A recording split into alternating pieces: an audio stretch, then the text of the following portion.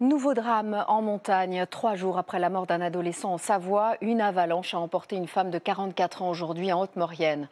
Elle skiait hors piste avec son conjoint et un ami qui, eux, sont indemnes. Maureen Bajac, Mathias Béringer et Loïse Lévesque.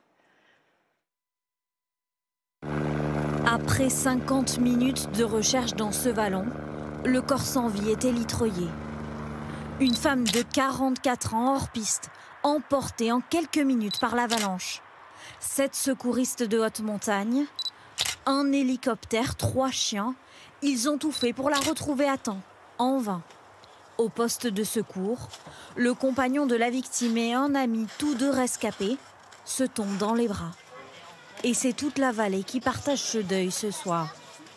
C'est toujours regrettable et qu'il n'y a pas de mot assez fort pour la famille. C'est la tristesse. J'imagine que les gens qui étaient là, ils étaient en vacances. Ils viennent pas là pour mourir. Ouais. Beaucoup de neige et du vent.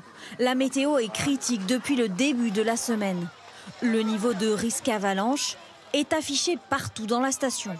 3 sur 5. C'est toujours une mauvaise nouvelle, c'est toujours tragique, ce genre de situation. On sait très bien qu'en ski hors piste, le risque 0 n'existe pas. On est sur un risque 3. Donc c'est vrai que dans toutes les stations, c'est un peu ce qu'on redoute. Malheureusement, c'est des choses qui arrivent aussi. Les secours rappellent que pour pratiquer le hors-piste, il faut être bien équipé. La victime ne portait pas d'appareil pour la localiser, ensevelie sous 1,20 m de neige. Avec le regroupement de ces 3 skieurs, ils ont créé une surcharge sur le manteau neigeux et le manteau neigeux est parti. Et seule une personne a glissé, a été emportée par une avalanche sur 200 mètres. Puis, par effet ricochet, une deuxième coulée est arrivée sur la même personne qui l'a retraînée sur 200 mètres et l'a ensevelie complètement. Sur cette photo prise sur les lieux, les traces encore fraîches des coulées de neige. Depuis le début de la semaine, c'est la 2e victime décédée dans une avalanche en Savoie.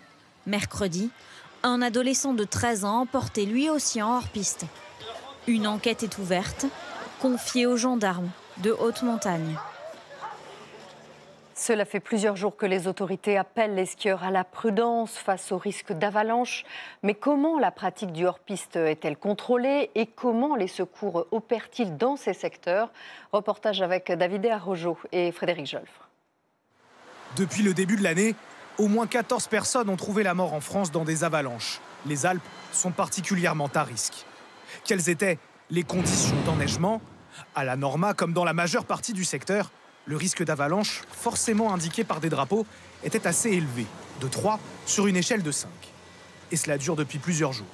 Avant-hier déjà, nos équipes suivaient une patrouille du peloton de gendarmerie de haute montagne de Modane, celui qui est intervenu cet après-midi.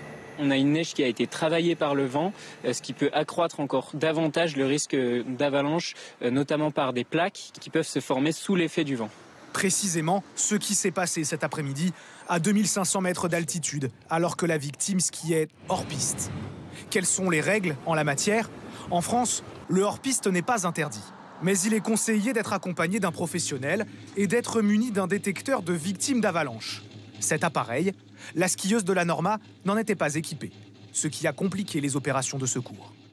Une prise en charge qui peut coûter très cher.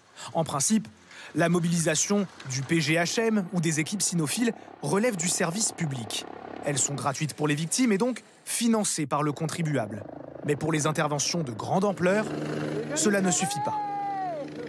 En complément de cet engagement du service public, un secours, lorsqu'on engage des hélicoptères privés, peuvent facilement atteindre des sommes de 6 000, 8 000, 10 000 euros. Les secours interviennent plusieurs milliers de fois par an en montagne, des plus petites blessures aux opérations de grande envergure.